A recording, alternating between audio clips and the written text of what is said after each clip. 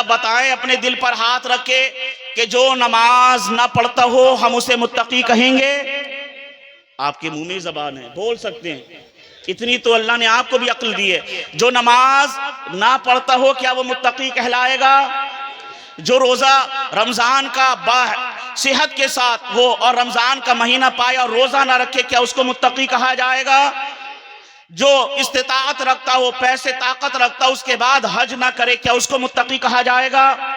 जो साहिब निसाब होने के बाद ज़कात अदा ना करता हो क्या उसको मुत्तकी कहा जाएगा? जरा बुलंद आवाज से। जो माँ बाप को सताता हो, गालियां बकता हो, परेशान करता हो क्या उसको मुत्तकी कहा जाएगा? नहीं कहा जाएगा। तो जब अल्लाह ने फरमाया या अय्युहल्लज़ीना आमनुत्तकुल्लाह, ए ईमान वालो अल्लाह से डरो, तकवा इख्तियार करो, जब इत्तकुल्लाह फरमा दिया गया समझ में आ गया रोजा भी इसमें शामिल है, हज भी इसमें शामिल है, ज़कात भी इसमें शामिल है, माँ बाप की फरमा बरदारी भी इसमें शामिल है, उलूम दीनिया का सीखना भी इसमें शामिल है। तमाम नेक काम इत्तकुल्लाह में शामिल हैं, हर अच्छाई इत्तकुल्लाह में शामिल है।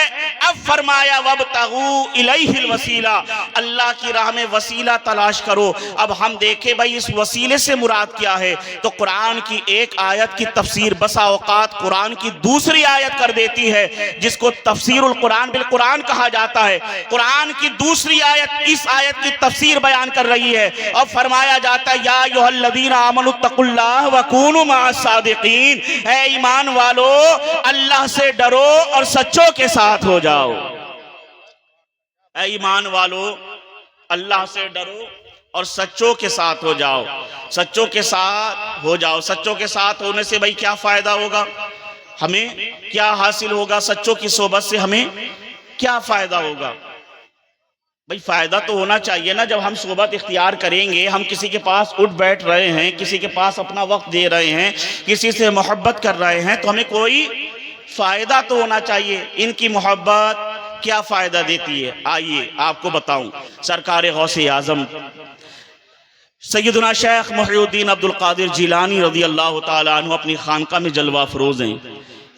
एक नौजवान आता है और आकर अर्ज करता है सरकार मेरे वालिद का इंतकाल हो चुका है और मैंने रात अपने वालिद को ख्वाब में देखा और बड़े परेशानी के हालत में देखा। मैंने देखा कि वो अज़ाब कब्र में मुब्तला हैं, उन पर अजाब हो रहा है। सरकार मैंने देखा अपने वालिद को बड़ी तकलीफ में है, बड़ी शिद्दत का अजाब हो रहा है। जब सुबह को बेदार हुआ, अपनी वालिदा से अपनी अम्मी से इस ख्वाब को सुनाया तो मेरी वालिदा कहने लगी कि जाओ सरकार गौसे आजम की बारगाह में चले जाओ, उनसे दुआ करवाना, अल्लाह तुम्हारे वालिद की मग़फ़िरत फरमा देगा। मैं हाजिर हुआ हूँ सरकार आपकी बारगाह में, आप मेरे वालिद के लिए दुआए मग़फ़िरत फरमा दे। सैयदना शेख अब्दुल कादिर जिलानी रज़ी अल्लाह ताला अन्हु इरशाद फरमाते हैं ये बताओ तुम्हारे वालिद ने क्या हमसे शर्फ़ बैत हासिल किया था? वो नौजवान कहता नहीं, मेरे वालिद को तो आपसे मैंने मुरीद होते हुए नहीं देखा। फिर वो नौजवान अर्ज करता है तकबीर, नारे रिसालत, नारे हैदरी, नारे गौसियत, मसलकी आला हज़रत, फैज़ाने आला हज़रत, फैज़ाने हुज़ूर सदरुल्लाह फ़ाज़िल, मद्दाह रसूल अनाम जनाब शान अरब साहिब मुरादाबादी, मद्दाह रसूल अनाम जनाब शान अरब साहिब मुरादाबादी, उलमाए अहले सुन्नत, नारे तकबीर, नारे रिसालत। आप लोग बैठ जाएं, सुकून से बैठ जाइएगा। सलाम खैरियत है। आप लोग बैठ जाएं, इस्तिकबाल हो जाएगा। आप लोग बैठ जाइएगा, बैठ जाइएगा आप लोग सुकून के साथ में। फाज़ इकराम के चेहरे की मैं अर्ज कर रहा था कि हमें सच्चों की सोहबत इख्तियार करनी चाहिए, अल्लाह वालों की सोहबत इख्तियार करनी चाहिए। क्यों करनी चाहिए? इससे फ़ायदा क्या होता है? इससे फ़ायदा क्या होता है? सुने, सरकार गौसे आज़म पिराने पीर सैयदना शेख अब्दुल कादिर जिलानी की बारगाह में एक नौजवान आता है और क्या अर्ज़ किया कि मैंने अपने वालिद को रात में ख्वाब में देखा है। सरकार अजाब मैंने देखा कि मेरे वालिद बड़े सख्त अजाब में मुब्तला है, वालिदा को जब मैंने ये बताया तो वालिदा ने कहा कि सरकार गौसे आज़म की बारगाह में हाज़िरी दो, उनसे कहो वो दुआए मग़फ़िरत फरमा देंगे, अल्लाह माफ़ फरमा देगा। हुजूर मैं आपके पास आया हूँ कि मेरे अब्बू के लिए, मेरे वालिद के लिए दुआए मग़फ़िरत फरमा दें। हुजूर गौसे आज़म पिराने पीर सैयदना शेख मुहियुद्दीन अब्दुल क़ादिर जिलानी रज़ी अल्लाह ताला अन्हु इरशाद फरमाते हैं, नौजवान ये बताओ क्या तुम्हारे वालिद हमसे मुरीद हैं? उस नौजवान ने कहा सरकार मेरे वालिद आपसे बैत नहीं है। कहा अच्छा ये बताओ क्या उन्होंने हमसे खिलाफत पाई है? कहा सरकार मेरे वालिद ने आपसे खिलाफत भी नहीं पाई। कहा अच्छा ये बताओ क्या उन्होंने मेरे पीछे नमाज पढ़ी है? वो नौजवान कहने लगा सरकार कभी मैंने देखा तो नहीं कि मेरे वालिद आए हों और आपके पीछे नमाज पढ़ी हो। सरकार गौसे आज़म जिलानी फरमाते हैं अच्छा ये बताओ कि तुम्हारे वालिद ने मेरे दस्तरखान से कभी कुछ खाया है? कहा सरकार इसका भी इल्म नहीं, ये भी नहीं पता कि मेरे वालिद ने आपके दस्तरखान से कुछ खाया है। मैंने तो आपके मदरसे के करीब भी उनको आते जाते नहीं देखा। सरकार गौसे आज़म फरमाते हैं ये बताओ कभी उसने हमारे पीछे नमाज पढ़ी? कहा सरकार इसका भी इल्म नहीं। हुजूर गौसे आज़म ने नजरें झुका ली। थोड़ी देर के बाद जब सरकार गौसे आज़म अपनी नजरों को उठाते अपने चेहरे को ऊपर किया, जब नजरें झुकाई थी चेहरा नीचे किया था, एक अफसुर्दगी का आलम था, एक परेशानी के आसार चेहरे पर नुमाया थे। मगर जब चेहरा उठाया है और ऊपर रुखसार किया है तो चेहरे पर एक चमकती हुई नूर की किरण फूट रही थी। सरकार गौसे आज़म फरमाते हैं मुबारक हो अल्लाह ने तुम्हारे वालिद की मग़फ़िरत फरमा दी। कहा सरकार कैसे? कहा अभी फरिश्तों ने हमें बताया कि तुम्हारे वालिद ने कभी हमसे मुलाकात नहीं की, हमारे हाथ पर बैत नहीं हुआ, हमसे खिलाफत नहीं पाई, हमारे दस्तरखान से खाना नहीं खाया, हमारे पीछे नमाज नहीं पढ़ी, हमसे कभी शर्फ़े मुलाकात तय नहीं किया। मगर एक बार हमारा काफिला गुजर रहा था, तेरे वालिद ने दूर से जब मुझे देखा तो मेरे चेहरे पर नजर पड़ी, तेरे वालिद की मुस्कुराकर मोहब्बत से नजर मिलाकर मेरे चेहरे को देखने लगा। अल्लाह ने उसका मेरी तरफ मोहब्बत से देखना कबूल किया और उसकी मग़फ़िरत फरमा दी है। सुभान अल्लाह माशाअल्लाह माशाअल्लाह।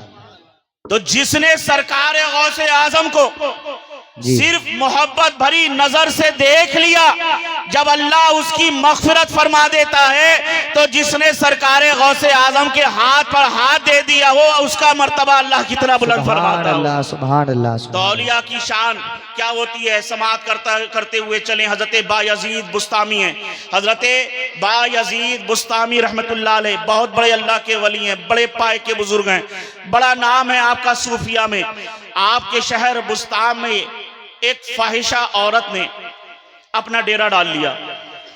बदकार औरत जिसको हमारी जबान में जिस अल्फाज के साथ याद किया जाता है वो यहां पर बोलना मुनासिब नहीं। फाहिशा औरत ने बुस्ताम शहर के अंदर डेरा डाल लिया। अब उसके दरवाजे पर जैसे ही शाम होती तो बुस्ताम शहर का बड़ा से बड़े शरीफ ज्यादा और बड़े से बड़ा अमीर ज्यादा उसके दरवाजे पर कतारें बांध के खड़ा है। उसके साथ शबबाशी करने के लिए, एक रात गुजारने के लिए सारे पैसे सारे जतन करने को तैयार है। कुछ लोगों ने हजरत बायजीद बुस्तामी रहमतुल्लाह ताला अलैहि से आकर अर्ज किया सरकार आपका शहर और ये आपका मुल्क और इसमें ऐसी गंदगी फैलाई जा रही है। हजरत बायजीद बुस्तामी ने कहा क्या हुआ? कहा हुजूर हमने देखा बुस्ताम शहर में एक फाहिशा औरत आई है, एक बदकार औरत आई है और उसके हुस्न के जाल में बड़े बड़े अकीदतमंद फंसते जा रहे हैं। जब रात को उसका बाजार गर्म होता है, हुस्न के बाजार में आकर बैठती है तो हमने देखा है कि बड़े बड़े जुब्बा दस्तार वाले उसके दरवाजे पर कतारें बांधे खड़े होते हैं। सरकार आपका शहर है बुस्ताम, आपकी नगरी है और आपकी नगरी में ये गलत काम ये हो रहा है, हुजूर कुछ करें। हजरत बायजीद बुस्तामी रहमतुल्लाह ताला अलैह, ए नौजवान सुनो तुम्हारे अकाबिरों का तज़किरा क्या है। हम मोहब्बत करते हैं इनसे तो ऐसे ही नहीं करते, हमारी मोहब्बत इनसे ऐसे ही नहीं है, हम ऐसे ही इनका जिक्र नहीं करते। अगर हमने दिल दिया है तो दिल भर को देख कर दिया है। हमने ये दिल का सौदा किसी ऐरे गैरे नत्थू खैरे के हाथ पे नहीं किया, हमने अपना दिल दिया है तो सरकार गौसे आज़म के कदमों पर दिया है। हमने अपना दिल दिया है तो मुशाइख अज़्ज़ाम के हाथ पर दिया है। अरे हमने अपना दिल उनके कदमों पे रखा है, शहाने ज़माना जिनके कदमों पे अपने ताज रखते हुए नजर आते हैं। तुम्हारा शजरा ऐसे बुजुर्गों से मिलता है, ऐसे असलाफ से मिलता है। हजरत बायजीद बुस्तामी रहमतुल्लाह अलैह के बारगाह में बुस्ताम के कुछ लोग आकर अर्ज करते, हुजूर आपका जमाना, आपका शहर और बुस्ताम की गलियां ये फाहिशा औरत और बदकारियों से भरी जा रही हैं, हुजूर कुछ करम फरमाएं। हजरत बायजीद बुस्तामी रहमतुल्लाह ताला अलैह अपना मुसल्ला उठाते हैं, अपनी तस्बीह उठाते हैं और जले जाते हैं उस फाहिशा औरत की कोठी की तरफ। अल्लाह कहां? उस बदकार औरत की जो कोठी थी, उस कोठी के पास जाकर हजरत बायजीद बुस्तामी उसके दरवाजे पर मुसल्ला बिछा देते हैं और मुसल्ला बिछाकर आप बैठ गए अल्लाह की इबादत करने। अब जो भी उधर से आता, शाम का वक्त हो गया, लोगों की उमंगें जवान हुई, उनके अरमानों का सूरज तुलू हुआ और वो अपने बुरे इरादे से जब उस औरत के दरवाजे पर पहुंचे तो देखा हजरत बायजीद बुस्तामी उसके दरवाजे पर मुसल्ला बिछाकर अल्लाह की इबादत कर रहे हैं। अब चूंकि जमाना खैरुल कुरून करनी से करीब था तो लोगों के अंदर शर्मो हया तो बहुत बाकी थी। अगरचे वो गुनाह कर रहे थे मगर जानते थे कि ये अल्लाह वाला है, वो जानते थे कि ये अल्लाह वाला है, इसीलिए उनसे छुप रहे थे। आज का शायद नौजवान होता तो कहता कि अम्मा मैंने इनका ठेका ले रखा या इन्होंने ये मुझे। आज हमने अपने बचपन में देखा कि लोग अपने माँ बाप का ही नहीं, अपने वालिद के दोस्त का भी अदब करते थे। अगर कोई बच्चा कहीं खेल रहा है या कोई नौजवान कहीं बीड़ी सिगरेट पी रहा है और उसने देख लिया मेरे वालिद के दोस्त आ रहे हैं तो वो जल्दी से बीड़ी फेंक कर साइड हो जाता था। ये अदब था। लेकिन आज अफसोस, जिस कौम ने अदब दुनिया को सिखाया वो अदब से महरूम हो रही है। जिस कौम ने दुनिया को अदब की तालीम दी, जमाने को अदब सिखाया, आज उसके मानने वाले अदब से महरूम हो रहे हैं। सगा चच्चा जा रहा है, मामू जा रहा है, ताया जा रहा है, उसको किसी की परवाह नहीं। गाली गलौज घर में बैठकर हो रही है और बुरे अल्फाज घर में माँ बाप के सामने बैठकर निकाले जा रहे हैं। ऐ मुसलमानों, जब तक तुम बाअदब थे तब तक तुम दुनिया पे हुकूमत करते थे। जिस दिन से तुमने अदब का दामन छोड़ दिया, दुनिया के जालिम हुक्मरान तुम्हारे ऊपर मुसल्लत कर दिए गए हैं। अगर तुम चाहते हो कि फिर वही दौर लौट कर आए तो अपने अंदर अदब पैदा कर लो। बहरहाल मैं अर्ज कर रहा था, बायजीद बुस्तामी कहाँ बैठ गए? फाहिशा औरत की कोठी के दरवाजे पर मुसल्ला बिछाकर बैठे हुए हजरत बायजीद बुस्तामी रहमतुल्लाह अलैह। अब जो भी नौजवान, जो शख्स उधर आता, उस औरत से मुलाकात करने के लिए दरवाजे पे देखता बायजीद बुस्तामी बैठे हुए हैं तो वो कट जाता। कोई छुप गया, कोई पेड़ की आड़ में छुप रहा है, कोई भाग रहा है, कोई उल्टे पांव भाग रहा है। काफी वक्त गुजरने के बाद जब उस औरत ने देखा कि क्या बात, आज ये हुस्न का बाजार सजा तो है मगर कोई ग्राहक, कोई खरीदार नजर नहीं आ रहा। आज एक वक्त गुजर गया, शाम ढले काफी अरसा गुजर गया, सूरज को गुरूब हुए काफी वक्त गुजर गया।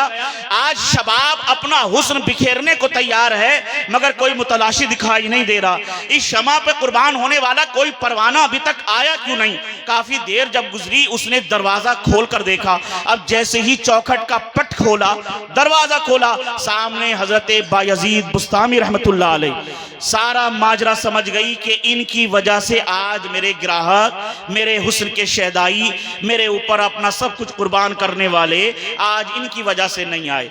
वो औरत कहने लगी, बाबा तुम्हें इबादत ही करनी है, अगर तुम्हें अल्लाह का जिक्र करना है तो इस बदकार की कोठी पर क्यों जाओ? मस्जिदें खुली पड़ी हैं, बुस्तान में मस्जिदों की कमी तो नहीं, अल्लाह के घर की कमी तो नहीं। किसी मस्जिद में जाओ, किसी खानका में जाओ, किसी मदरसे में जाओ, किसी को कहीं अपना और ठिकाना बनाओ जहां अल्लाह अल्लाह करो तो जिक्र में भी मजा आए। इस फाहिशा के दरवाजे पर तुम्हें जिक्र में क्या लज्जत आएगी? तुम तो खुद जिक्र में मशगूल हो गए और मेरा बाजार चौपट कर दिया।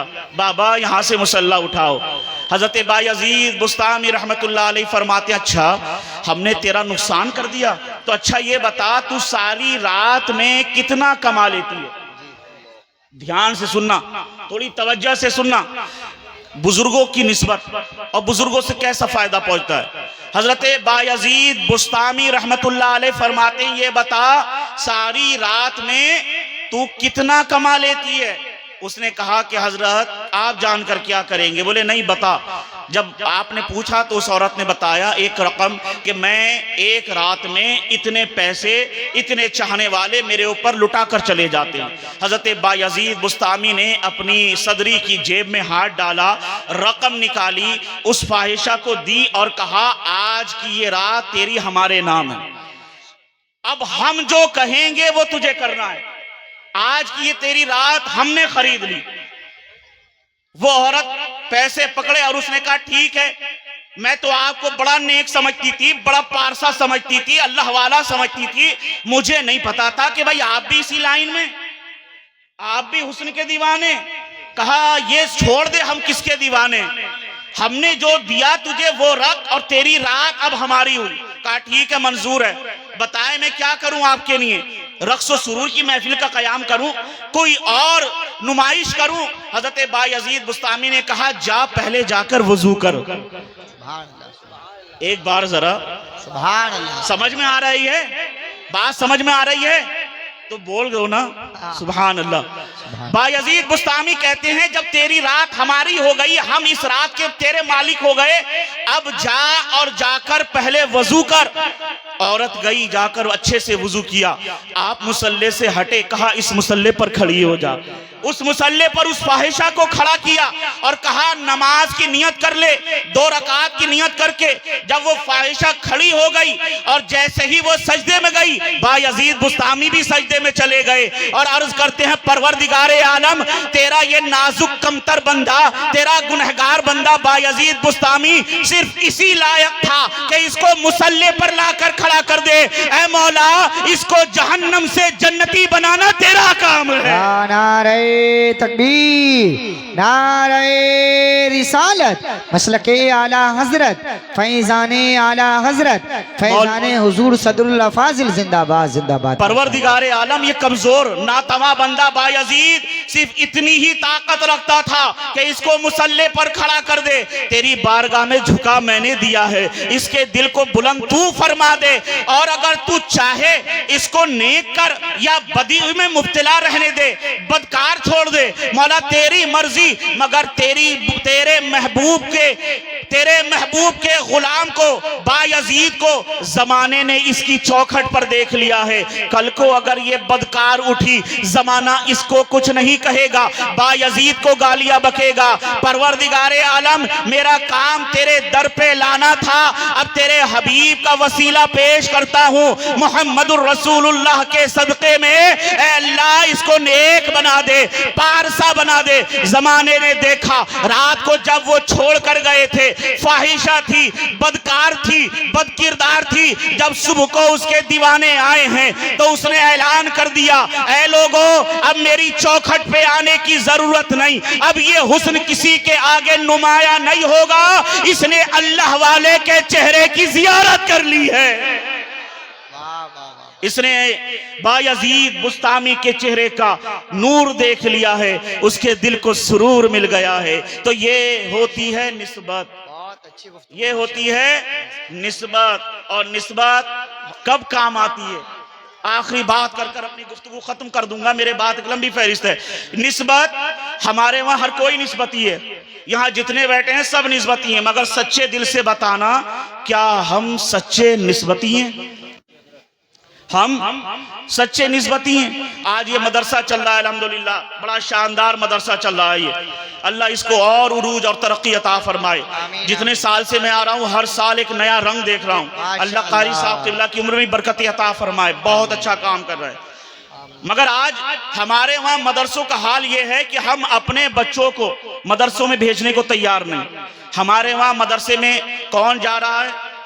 ज्यादातर अक्सरियत जो मदरसों में पढ़ने वालों बच्चों की है, वो या तो बहुत गरीब घर से आते हैं या बहुत कमजोर हालात से। ऐ नौजवानों, आज तुम सरकार गौसे आजम के नाम पर 11वीं कर रहे हो, करनी चाहिए। देगों के लंगर पक रहा है, पकने चाहिए। बड़ा लंगर हो रहा है, इहतिमाम हो रहा है, हाजी साहब लंगर कर रहे हैं, सेठ साहब लंगर कर रहे हैं, अच्छी बात है। मगर सरकार गौसे आजम की बारगाह में अगर तुम्हें अपना नजराना पेश करना है तो सबसे बड़ा नजराना ये लेकर जाओ कि गौसे आजम के सदक़े में गौस के खुदा ने मुझे 4 बेटे अता किए हैं, मैं 2 बेटे अल्लाह के दीन के लिए दे रहा हूं। क्यों?